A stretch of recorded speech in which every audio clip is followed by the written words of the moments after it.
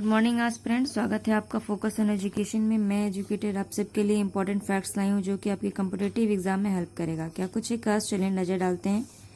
आज 24 सितंबर 2020 और first point क्या है, किस केंद्र शासित प्रदेश ने national generic document registration system को लॉन्च किया है? तो वो कौन है आपका? जम्मू कश्मीर बन गया है। जम्मू कश्मीर जो बन गया है वो ये नेशनल इंफॉर्मेशन सेंटर के द्वारा यानी NIC के द्वारा ये बनाया गया है।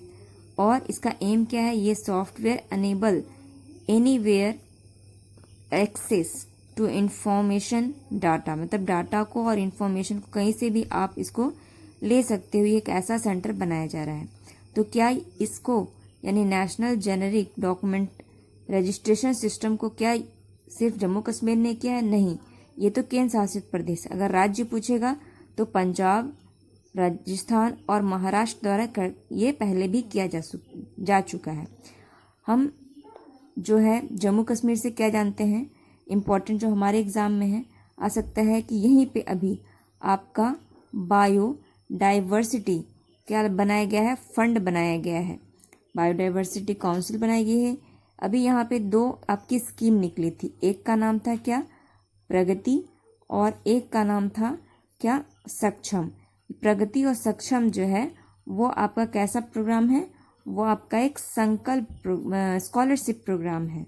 ये पॉइंट याद रखिएगा। और यहीं पे अभी नए लेफ्टिनेंट गवर्नर नियुक्त किए गए हैं। वो कौन है? वो है आपके मनोज सिन्हा। ये इंपॉर्टेंट पॉइंट है। चलिए नेक्स्ट पॉइंट पर नजर डालें। क्या है वो?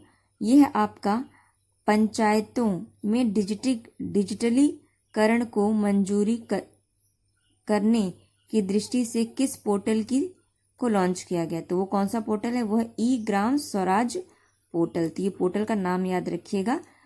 नेक्स्ट पॉइंट क्या है कि देश के दूसरे रॉकेट लॉन्च पोर्ट के लिए 961 हेक्टेयर भूमि प्रदान की गई है। यह जो ये लॉन्च पोर्टल है वो किस राज्य में स्थापित किया जा रहा है? तो ये दूसरा है।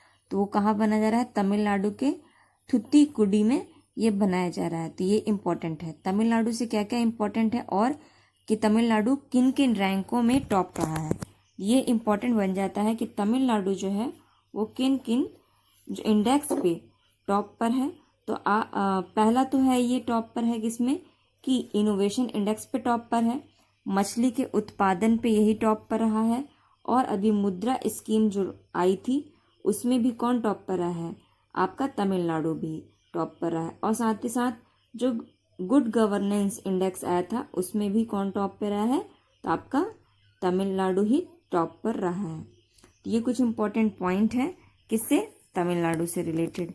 नेक्स्ट पॉइंट क्या है कि डेस्टिनेशन नॉर्थ ईस्ट 2020 का लोगो और गानों का अनावरण किसने किया है? तो ये किसने किया है? जितेंद्र सिंह द्वारा ये किया गया है। तो ये इंपॉर्टेंट बन जाता है हमारे एग्जाम के लिए। नेक्स्ट पॉइंट क्या है कि किस देश के मोनाश विश्वविद्यालय के वैज्ञानिकों ने दुनिया की पहली बायोनिक आँख बनाई है?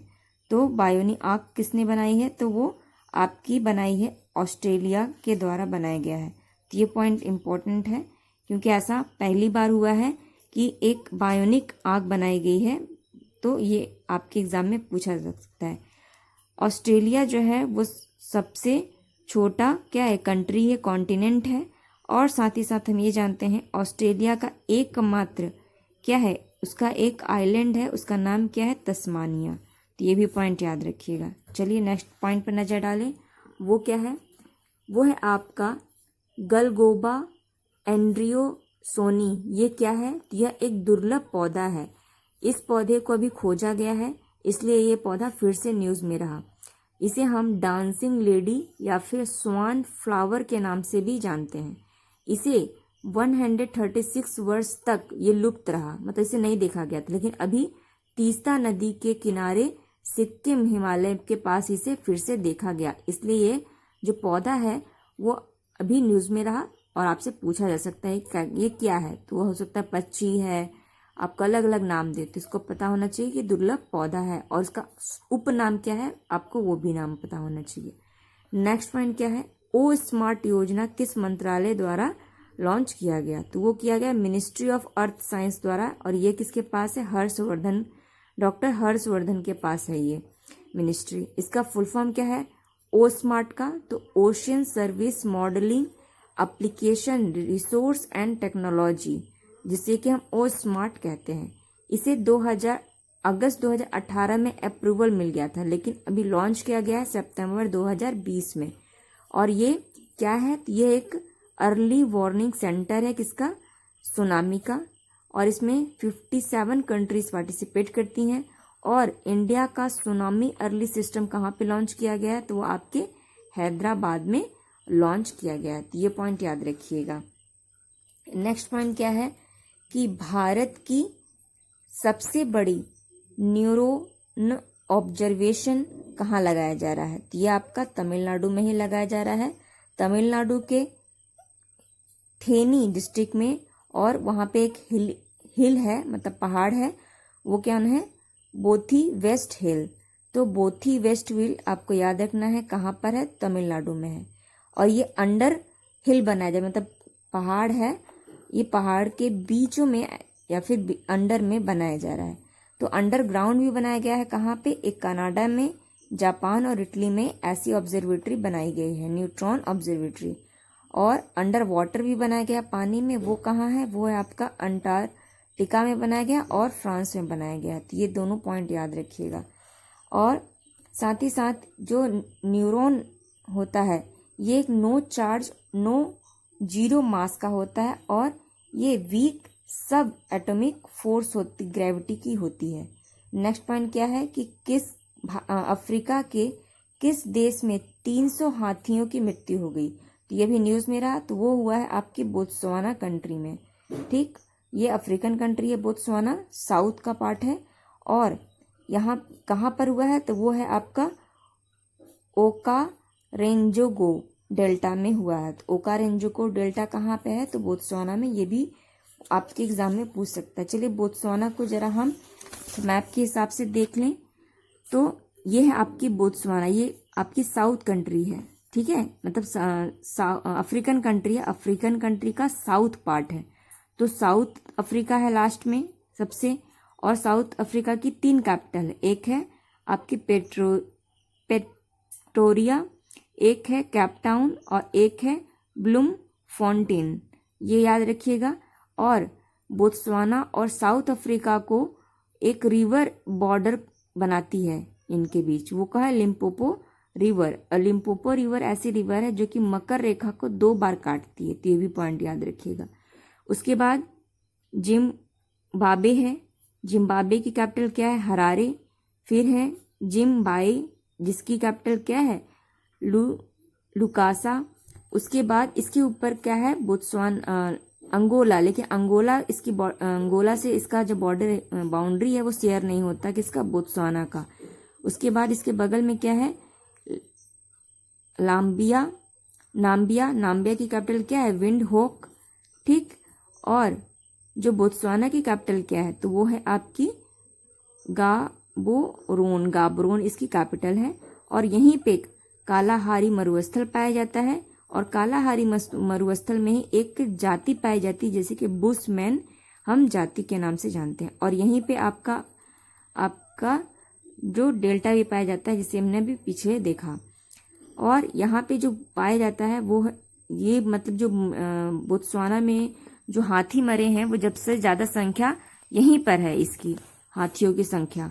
और जो मरे हैं वो क्या है, उसको किसकी वजह से बने हैं, वो है साइनो बैक्टीरिया की वजह से बने हैं।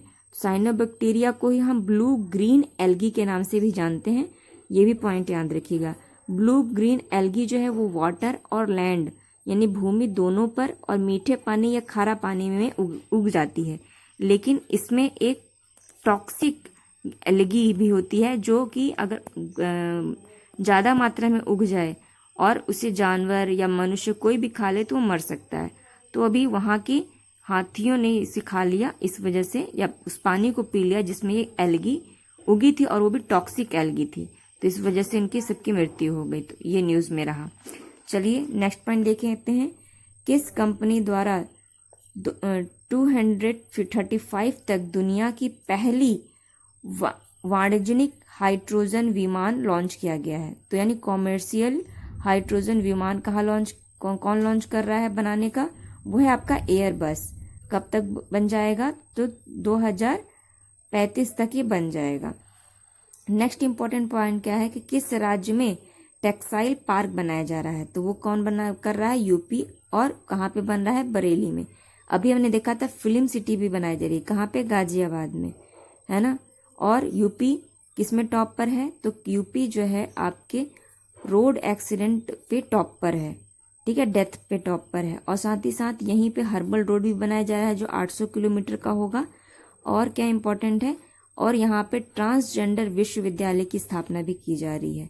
और सबसे ज़्यादा ट्रांसजेंडर जो है वो कहाँ पाए जाते हैं, तो उत्तर प्रदेश में ही पाए जाते हैं।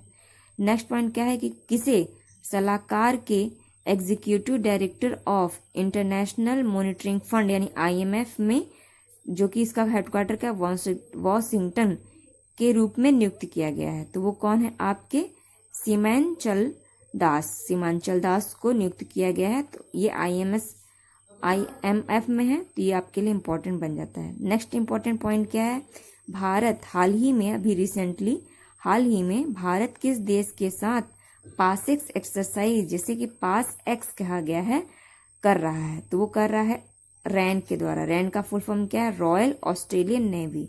तो हो सकता है आपसे पूछे ये एग्जाम में, तो आपको ये पता होना चाहिए। अभी जो जापान के साथ और USA के साथ इंडिया ने पास एक्सरसाइज कर लिया, अब ऑस्ट्रेलिया के साथ कर रहा है। और ऑस्ट्रेलिया की कौन सी ग्रुप है, तो वो रैन है। तो ये आप पॉइंट याद रखिएगा। ये कुछ इंपॉर्टेंट पॉइंट है जो आपके एग्जाम के पॉइंट ऑफ व्यू से इंपॉर्टेंट बन जाते हैं। तो इसे कमेंट कीजिए, लाइक कीजिए, शेयर कीजिए और अपनी फैमिली को बढ़ाइए। Thank you aspirant.